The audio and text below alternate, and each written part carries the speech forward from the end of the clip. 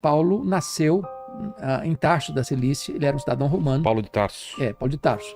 E ele foi enviado pelo seu pai para Jerusalém, onde morava sua irmã, onde ele foi estudar aos pés de Gamaliel, que era um dos grandes rabinos da época.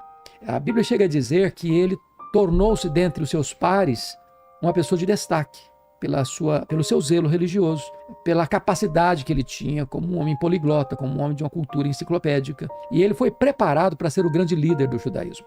O grande problema é que enquanto Paulo se preparava em Jerusalém, um outro rabino crescia também em Israel.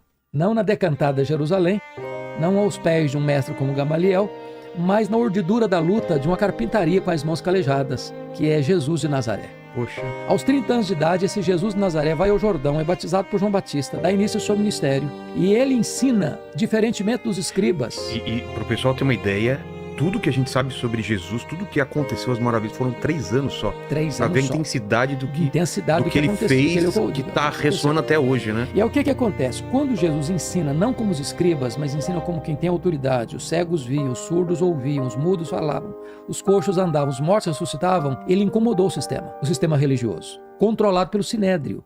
Porque o Sinédrio era formado de 2 grupos básicos, fariseus e saduceus. E esses grupos eram tanto um grupo de uma ortodoxia fechada, radical, os fariseus, e os saduceus, que era um grupo de elite cultural e financeira, que acaba tornando-se favorável a Roma, colaboracionista de Roma, no seu domínio sobre Israel, e ganha de Roma o direito de explorar o templo, que era a mina de ouro da religião judaica. Então eles ganhavam dinheiro com isso. Eles controlavam tudo que acontecia no templo para oferirem vantagens com isso. Então, esse time aí, quando viu Jesus fazendo os milagres que fazia, as multidões seguindo a Jesus e eles sendo líderes formais, mas não tinham o povo do lado deles, sentiram ciúmes e começaram a perseguir Jesus. Caçar Jesus, vigiar Jesus, acusar Jesus, até que prenderam Jesus, contrataram testemunhas para acusá-lo, mataram Jesus, crucificaram Jesus.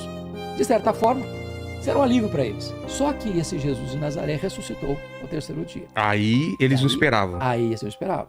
Então, esse Saulo, que ele é chamado de Saulo, esse Saulo de Tarso é levantado com o braço de ferro do Sinédrio judaico para perseguir esses cristãos.